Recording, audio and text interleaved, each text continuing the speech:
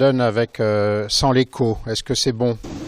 C'est ça. Je coupe. C'était ça? Alors tu coupes et je laisse la parole à Olivier donc pour son premier cours sur l'insuffisance hépatique. Donc bonjour à tous, moi je m'appelle Olivier Roux, je suis hépatologue à l'hôpital Beaujon, je travaille dans l'unité de réanimation hépatodigestive et donc ce matin on va parler de deux points, premièrement d'insuffisance hépatique aiguë et puis après on va parler de complications de la cirrhose, je fais quelques choix, on ne va pas parler de tous les malades atteints de cirrhose en réanimation, après on peut en discuter au cours de la discussion et puis après Emmanuel Weiss qui viendra parler d'insuffisance rénale, de techniques d'épuration extracorporelle et puis de prise en charge des transplantés. Donc d'abord, on va parler d'insuffisance hépatique aiguë ou hépatite fulminante. Donc on peut donner une définition. Il n'y a pas vraiment de définition officielle, on va dire, d'insuffisance hépatique aiguë. Voilà celle que je vous propose. C'est une altération majeure et globale des fonctions hépatiques qui s'installe sur un temps court. Alors temps court, c'est quelques jours, voire quelques heures parfois, et jusqu'à quelques semaines, on estime qu'on arrête de parler d'insuffisance hépatique aiguë au bout de 12 semaines pour les hépatites subaiguës. Et puis ça suggère que le foie sous-jacent est normal et qu'il n'y a pas d'hépatopathie chronique. C'est vrai dans la majorité des cas. Il est évident qu'on peut faire une insuffisance hépatique aiguë, par exemple une hépatite virale A quand on a une cirrhose, ou une réactivation virale B avec une hépatopathie sous-jacente. Alors, d'un point de vue nosologique, on parle d'insuffisance hépatique sévère quand le TP ou bien le facteur 5 est inférieur à 50%. Et on parle de grave quand, associé à cette baisse des facteurs de la coagulation, il existe une encéphalopathie hépatique. Alors, dans la temporalité, on va parler d'insuffisance hépatique fulminante. Donc c'est vraiment des malades qui se dégradent très vite avec un délai entre l'ictère et l'encéphalopathie qui est de l'ordre de 2 semaines, ou subfulminante avec un délai entre l'encéphalopathie et l'ictère qui est entre 2 et 12 semaines. Alors c'est une pathologie rare puisque on estime que sur 100 hépatites aiguës, quelle que soit la cause, 90 vont guérir spontanément et 10, en gros, vont développer une insuffisance hépatique aiguë et parmi ces 10, 1 va développer une insuffisance hépatique fulminante avec un risque d'entraîner une encéphalopathie hépatique, un édème cérébral ou une défaillance multiviscérale qui peut conduire au décès. Alors si on s'intéresse aux mécanismes des insuffisances hépatiques aiguës, il y a en gros 2 grands mécanismes.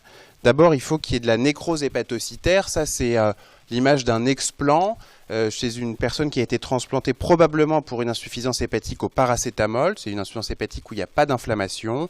Et on voit ici des grandes plages de nécrose. Les hépatocytes sont remplacés par du blanc. Et donc, il n'y a plus de fonction hépatique puisqu'il n'y a plus d'hépatocytes. Ça, c'est le premier mécanisme. Et peut s'associer à ce mécanisme de nécrose des remaniements inflammatoires. C'est vrai, par exemple, dans les hépatites auto-immunes, dans les hépatites virales, virale B, par exemple, qui est l'exemple type, où on voit sur, pareil, cette coupe histologique d'un explant, un infiltrat inflammatoire qui peut être polymorphe et dont la nature de l'infiltrat inflammatoire va pouvoir nous aider à faire le diagnostic d'insuffisance hépatique aiguë, notamment sur des biopsies quand on comprend pas très bien les choses. Et puis, troisième façon d'avoir une insuffisance hépatique aiguë, alors là, c'est vraiment des situations extrêmement rares, c'est de la stéatose microvésiculaire. Alors la stéatose microvésiculaire, qu'est-ce que c'est? C'est des petites gouttelettes lipidiques qui sont dans les hépatocytes. Il n'y a pas de nécrose hépatocytaire. On ne sait pas pourquoi les patients développent à ce moment-là des insuffisances hépatiques aiguës, puisqu'on peut voir de la stéatose microvésiculaire dans des pathologies chroniques du foie, mais en aigu, eh bien, on ne sait pas pourquoi ça développe des insuffisances hépatiques. Le modèle de la stéatose microvésiculaire, c'est la stéatose aiguë gravidique, ou alors la toxicité à la dépakine, qui est quand même relativement rare. Alors, comment ça se manifeste, ces insuffisances hépatiques aiguës? Il y a des manifestations qui sont directement liées aux manifestations hépatiques et on va voir qu'elles sont absolument pas spécifiques. Il peut y avoir des manifestations liées à leurs conséquences et c'est surtout ça qu'on va essayer de prendre en charge. Et puis dans la clinique, on peut avoir des idées sur la cause. en fonction de la présentation. Alors, les manifestations liées aux lésions, aux lésions hépatiques, je vous l'ai dit, elles sont parfaitement non spécifiques et typiquement les gens qui viennent pour une insuffisance hépatique aiguë, qui consultent leur médecin ou qui consultent les urgences, viennent pour une asthénie, des douleurs musculaires, des troubles digestifs, une espèce de malfoutose et on découvre comme ça une insuffisance hépatique aiguë. L'ictère est presque toujours constant, parfois il est discret, il peut être même complètement absent et c'est le cadre des hépatites suraiguës, très aiguës comme le paracétamol où les gens ne sont pas ictériques au moment de la prise en charge. Il existe une acite modérée qui est très fréquente, cliniquement on ne la voit pas, sauf dans certaines situations très spécifiques et c'est surtout des constatations échographiques et puis évidemment biologiquement, il existe une élévation franche des transaminases à plus de 10 fois les limites de la normale, une élévation de la bilirubine et puis une diminution des facteurs de la coagulation. Donc l'insuffisance hépatique, on la monitore sur les facteurs de la coagulation et ça va être responsable de différentes complications. Premièrement, une vasoplégie très intense. Deuxièmement, une susceptibilité aux infections bactériennes. Une insuffisance rénale qui est assez multifactorielle, la plupart du temps fonctionnelle, qui peut être aussi en lien avec la cause de l'insuffisance hépatique aiguë. Et puis surtout, ce qui inquiète les hépatologues, c'est l'apparition d'une encéphalopathie hépatique qui peut conduire, dans le cas de l'insuffisance hépatique aiguë, à un édème cérébral. C'est assez spécifique de l'hépatite fulminante, cette encéphalopathie qui donne un œdème cérébral. Au cours de la cirrhose, on ne voit quasiment jamais d'œdème cérébral et c'est ce qui fait la sévérité dans le cadre de l'insuffisance hépatique aiguë. Et globalement, tout ça va conduire à une défaillance multiviscérale. Alors, manifestations liées à la cause, c'est parfois un petit peu difficile. Les hépatites virales, globalement, les hépatites virales A sont souvent associées à de la fièvre. Les hépatites médicamenteuses, on retrouve à l'interrogatoire les choses. Et puis, dans les hépatites auto-immunes, qui sont une cause fréquente d'insuffisance hépatique aiguë, on trouve une histoire d'auto-immunité, souvent une thyroïdite ou une histoire d'auto-immunité familiale. Et puis, alors, voilà, dans le Budd-Chiari, c'est classique d'avoir une insuffisance hépatique aiguë avec beaucoup d'acides qui doivent faire évoquer le diagnostic. Alors, si on s'intéresse à l'histoire naturelle, et là, je vous ai représenté l'histoire naturelle de l'intoxication par le paracétamol, eh bien, il y a les gens prennent du paracétamol, on va dire, de manière volontaire à J1. Il y a une dégradation de la fonction hépatique avec au plus bas en général à J3. Et la grande majorité des patients s'améliorent avec la prise en charge et ou spontanément et retrouvent un foie parfaitement normal avec une restitution ad intégrum et de la fonction et du parenchyme hépatique. Mais pour un certain nombre de patients, on connaît certains facteurs de risque, l'insuffisance hépatique persiste et s'aggrave même avec le temps, avec l'apparition d'une encéphalopathie et ou d'une défaillance multiviscérale qui peut conduire au décès. Et donc c'est la raison pour laquelle, dans ces conditions-là, on propose une transplantation hépatique en urgence. Alors si on s'intéresse aux causes de décès dans les insuffisances hépatiques aiguës, ce qui fait très peur et ce qui est écrit dans tous les livres, c'est les malades qui ont une hépatite fulminante meurent d'édème cérébral. En pratique, c'est plus tout à fait vrai. Et vous avez cette série qui est maintenant un petit peu ancienne, qui est la série du King's College, qui est l'autre grande école d'insuffisance hépatique aiguë, qui a repris les malades pris en charge dans les années 70 ou au début des années 2000. Alors qu'est-ce qui a changé dans ces deux périodes? Premièrement, une meilleure connaissance des insuffisances hépatiques aiguës. Deuxièmement, une meilleure prise en charge et une amélioration de la réanimation de ces malades. Et puis troisièmement, un petit changement dans les causes d'insuffisance hépatique aiguë, puisque même en Angleterre, où le paracétamol a toujours été la première cause d'insuffisance hépatique aiguë, les causes virales, et notamment les causes virales de l'hépatite B, représentaient 30% des causes dans les années 70. Aujourd'hui, un peu moins de 5%.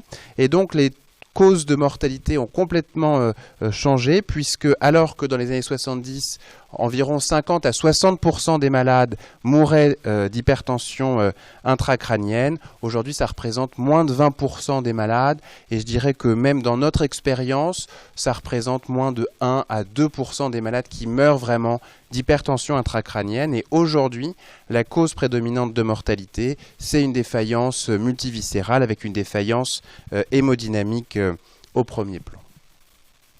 Alors on va voir un petit peu comment on prend en charge ces malades. Vraiment la première étape de la prise en charge, c'est de faire le diagnostic. Alors faire le diagnostic d'insuffisance hépatique aiguë, c'est relativement facile, c'est via le TP, via les transaminases.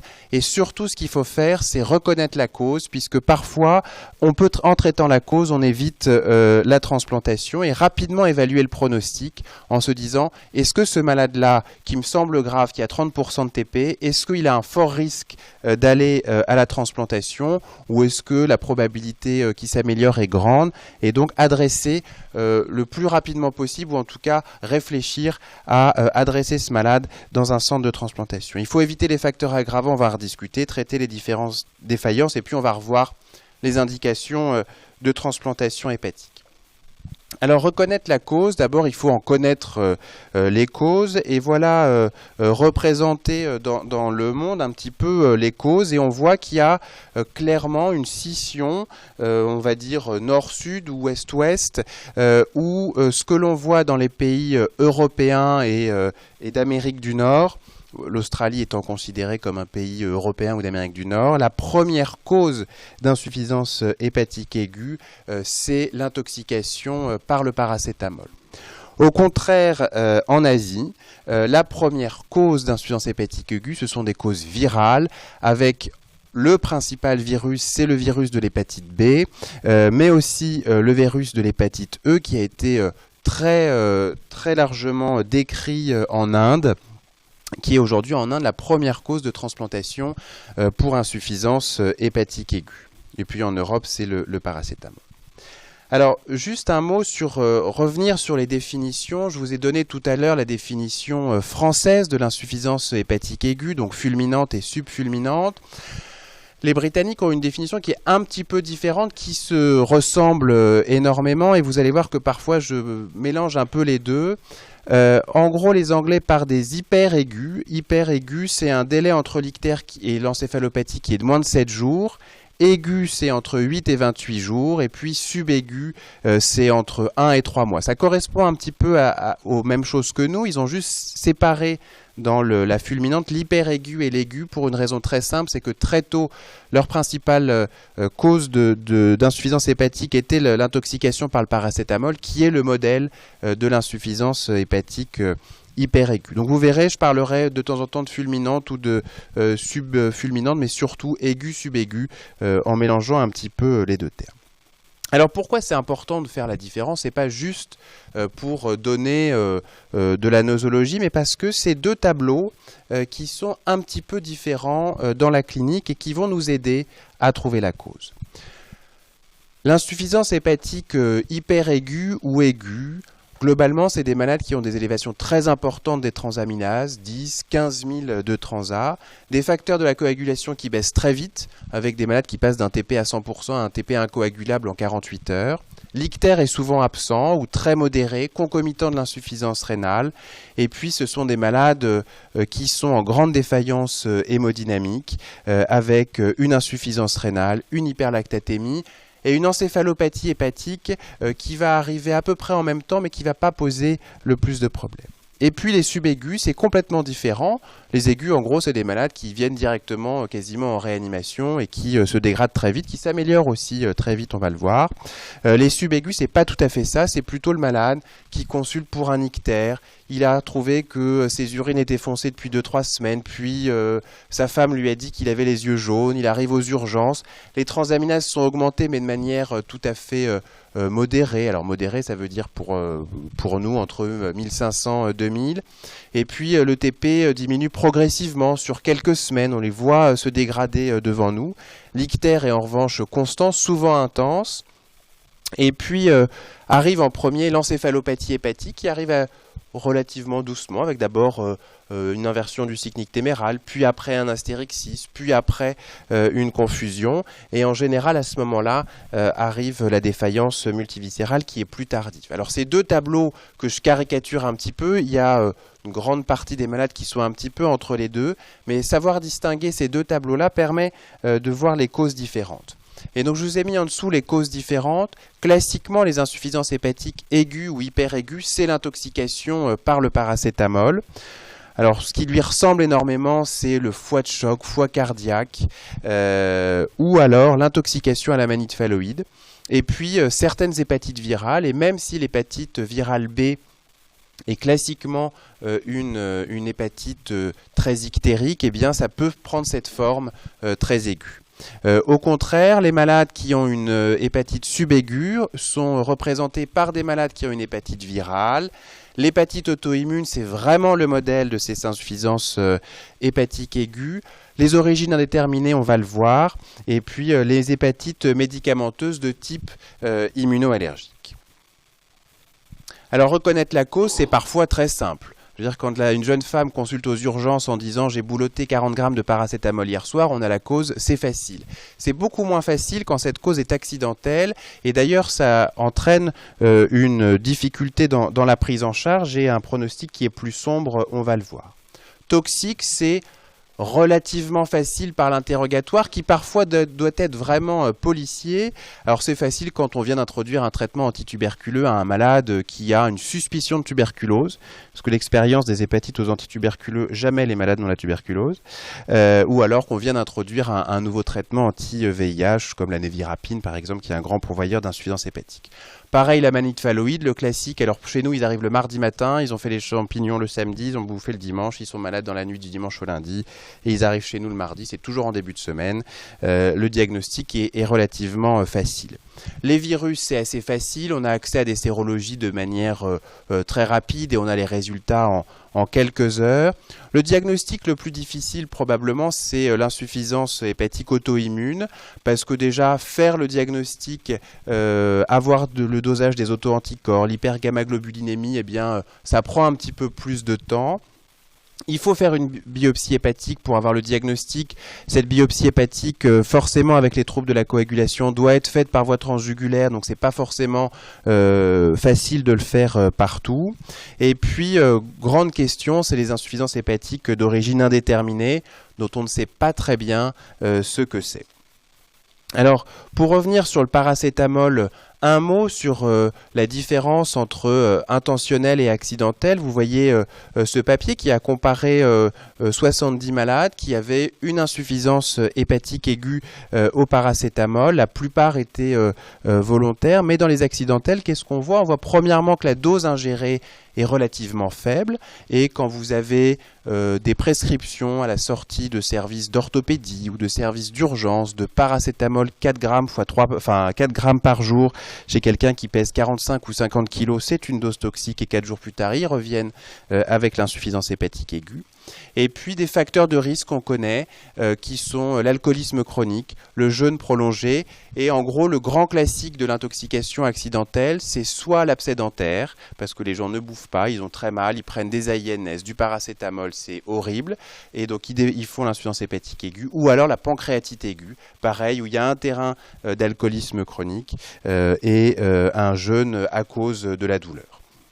Et puis surtout, le pronostic des intoxications accidentelles est bien moins bon, puisque vous voyez que dans cette série, 30% des malades développaient un coma avec une mortalité qui est très importante, de l'ordre de 20%, alors qu'elle est dans l'intoxication volontaire de 2%. Donc il faut vraiment bien interroger les patients qui viennent pour une insuffisance hépatique aiguë. Est-ce que vous avez pris ou non du paracétamol? Et souvent, il y a, oui, j'ai pris du Doliprane et du Dafalgan, enfin des erreurs de prise médicamenteuse. Un mot sur l'hépatite indéterminée, je vous dis, ouais, ça rentre dans une case, on ne sait pas ce que c'est. Alors, à quoi ça ressemble? C'est souvent une insuffisance hépatique subaiguë, donc ces malades qui sont très jaunes, souvent des femmes, qui répondent assez mal aux corticoïdes, parce que ça ressemble aux hépatites auto-immunes. Ça a un mauvais pronostic spontané et c'est souvent des malades qui vont avoir besoin d'une transplantation hépatique. Il n'y a en général pas d'auto-anticorps, pas d'hypergamma-globulinémie. Et en fait, la seule différence, c'est que ça ne récidive pas après la transplantation hépatique. Donc on a le diagnostic a posteriori. Autre chose sur les insuffisances hépatiques indéterminées, et voilà un cas clinique où il y a beaucoup trop de causes. Et vous avez ici voilà, un homme de 22 ans qui fait la fête, qui prend de l'alcool, de la cocaïne, de l'ecstasy, qui en fin de soirée fait des convulsions, et hypertherme à la prise en charge par le SAMU. Il reçoit 6 grammes par jour de paracétamol pour son hyperthermie et puis à 48 heures, il développe une insuffisance hépatique aiguë avec 12 000 de transat, un TP à 10%, une hyperlactatémie. Est-ce qu'on peut dire que c'est une hépatite de cause indéterminée parce qu'on n'a pas de cause évidente? Eh bien non. Il prend de la cocaïne et de l'ecstasy, il a convulsé, il a été hypotendu. Et donc, c'est une hépatite multifactorielle. Alors, multifactorielle, c'est quand on ne sait pas en médecine, mais globalement, on n'arrive pas à avoir une seule cause, mais il y a trop de causes. Un mot sur le bilan étiologique et des choses qui ne servent à rien de faire, et notamment l'alcool. L'alcool n'est pas une cause d'insuffisance hépatique aiguë. Il y a vraiment un grand problème en France et on parle d'hépatite alcoolique aiguë. C'est une erreur. Les hépatites alcooliques entre guillemets aiguës sont des complications de la cirrhose. Ça survient dans 95% des cas sur un foie de cirrhose et c'est une complication de la cirrhose. Ce n'est pas une insuffisance hépatique aiguë. De même, le virus de l'hépatite C, ça sert quelque part à rien pour le diagnostic étiologique de chercher une hépatite C. L'hépatite C ne donne jamais d'insuffisance hépatique aiguë. La seule rationnelle pour faire une sérologie de l'hépatite C, c'est pour savoir s'il existe ou non une maladie chronique du foie sous-jacente. Autres virus qui sont très souvent demandés et qui, à mon avis, ne servent strictement à rien, c'est le CMV et le BV. Autant une primo-infection CMV ou EBV, alors c'est souvent chez le jeune adulte ou le grand adolescent, autant ça peut donner un petit peu d'hypertransaminasémie, mais ça donne jamais d'insuffisance hépatique aiguë. Et quand les gens vous disent si ça existe, eh bien, il faut toujours retourner à la source du dossier et toujours il y a une prise de paracétamol trop importante parce qu'il y a un syndrome mononucléosique sévère, que les gens se sentent pas très bien.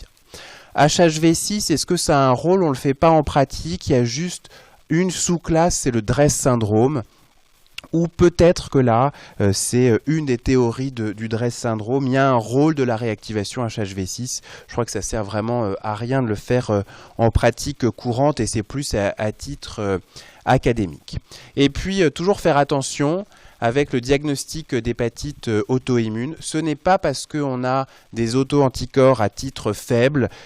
Trouver des fans au 1/40e, c'est très fréquent. C'est extrêmement fréquent dans un contexte d'insuffisance hépatique aiguë. Donc ça ne suffit pas pour faire le diagnostic d'hépatite auto-immune. Il faut une hypergamma-globulinémie, il faut des anticorps anti-muscles lisses et il faut une histologie. Donc pas mettre des corticoïdes très rapidement chez quelqu'un qui a des fans supérieurs au 1/40e.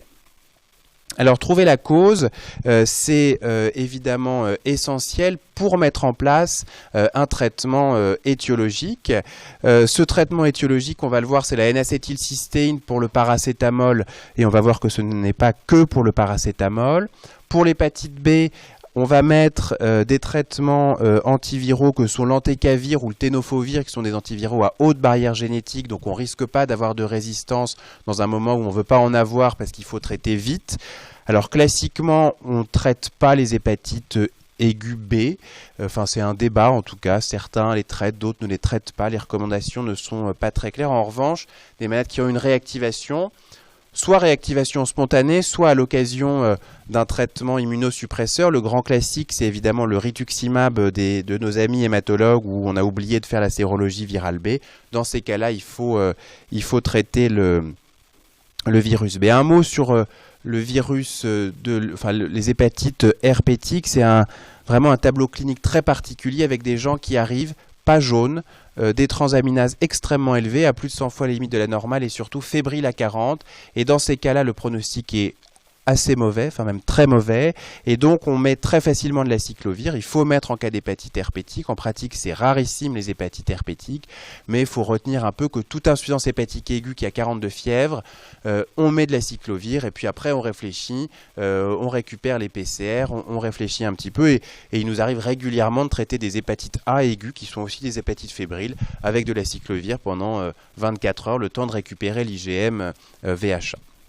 Le syndrome de Budd-Chiari, le diagnostic est difficile. Il faut avoir des bons échographes pour avoir... déjà, parce que quand vous demandez une échographie, on ne vous décrit jamais les veines hépatiques. Donc, il faut le demander spécifiquement comment sont les veines hépatiques. Et puis, il faut débuter une anticoagulation, même chez des malades qui ont 15 ou 20% de TP. Il faut anticoaguler ces malades-là de manière curative. Les Wilson aigus, c'est extrêmement rare et voilà, on met un traitement par des pénicillamines. Et puis l'hépatite auto-immune, un traitement par corticoïde. Mais vraiment, je crois que l'intérêt du traitement par corticothérapie doit vraiment être discuté avec un centre de transplantation dans les formes sévères, puisque les corticoïdes peuvent précipiter les choses en faisant le classique. On met des corticoïdes, les gens font une infection urinaire sous corticothérapie et ils se dégradent à ce moment-là. Donc, il faut encadrer un petit peu la corticothérapie dans un centre de transplantation pour les malades les plus sévères. Alors un mot sur la N-acétylcystéine, comment ça marche ou comment ça détruit le foie, le paracétamol.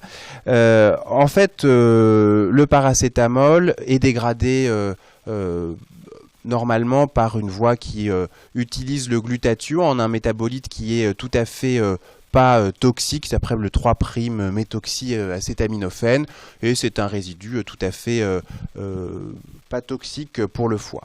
Le problème, c'est que soit ingéré à grande dose, soit parce qu'il y a un déficit en glutathion, c'est le cas du jeûne, c'est le cas de l'alcoolisme chronique, et bien le paracétamol va être métabolisé par le cytochrome P450 en un métabolite qui s'appelle hydroquinone, qui lui est toxique pour l'hépatocyte et qui va détruire avec une toxicité directe sur l'hépatocyte, entraîner une nécrose hépatocytaire. Donc on le voit très bien que le monsieur alcoolique qui ne mange pas et qui a la tuberculose avec le cytochrome P450 qu'on a boosté par de la rifampicine pour X raisons, c'est lui qui va faire l'intoxication la plus sévère au paracétamol. Et en fait, la N-acétylcystéine, ça restaure la voie du glutathion pour restaurer cette voie métabolique normale et une dégradation non dangereuse du paracétamol. Alors un mot sur le pronostic, et vous voyez ici le pronostic des malades en fonction de, pas l'étiologie, mais du type d'insuffisance hépatique aiguë dont je vous ai parlé tout à l'heure. Vous voyez que hyper aigu et aigu, ça se ressemble assez. Alors ça, c'est un registre américain, nord-américain, où la définition d'hépatite fulminante, c'est vraiment avec de l'encéphalopathie hépatique, donc c'est vraiment des malades graves. Et vous voyez que globalement, les malades avec une insuffisance hépatique hyper aiguë ou aiguë, qui sont les malades qui font les plus peur au diagnostic, c'est ceux qui ont le moins besoin de transplantation, puisqu'ils ont une survie sans greffe de 30%, mais qui ont en revanche le plus de mortalité sur liste d'attente. Au contraire des subaigus où on sait que la régénération spontanée ne va pas se faire, mais on a un petit peu plus de temps pour les transplanter et où donc la transplantation marche un petit peu mieux. Donc c'est dans la même série où on voit à peu près les mêmes choses. Et un mot sur le paracétamol, où vous voyez que 70% des malades admis pour une insuffisance hépatique aiguë avec encéphalopathie, donc vraiment des malades graves, et bien 70% des malades guérissent sans transplantation. Donc vraiment le paracétamol c'est fréquent, mais heureusement c'est pas si grave.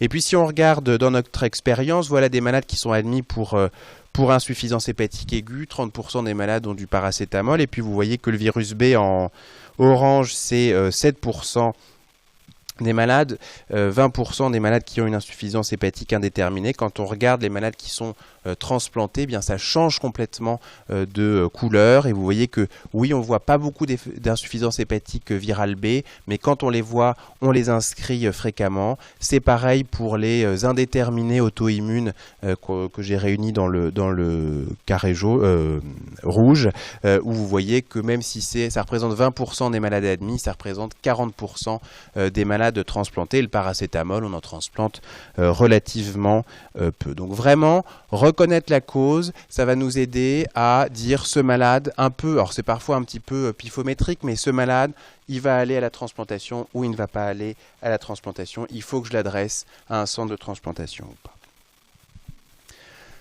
Alors dans la prise en charge, et je crois que c'est à mon avis la diapo la plus importante du topo, c'est qu'il ne faut pas faire de conneries. Alors c'est vrai tout le temps en médecine, mais en fait on en fait souvent. Et alors, la chose, j'enfonce des portes ouvertes, mais le malade qui arrive pour une intoxication au paracétamol, il ne faut pas lui donner de paracétamol. Je le dis, je le répète, parce qu'il arrive fréquemment d'avoir des malades qui arrivent chez nous avec une insuffisance hépatique aiguë et il y a branché du perfalgan. Donc je ne sais pas pourquoi, mais c'est comme ça. Donc il ne faut pas donner de paracétamol aux insuffisances hépatiques aiguës.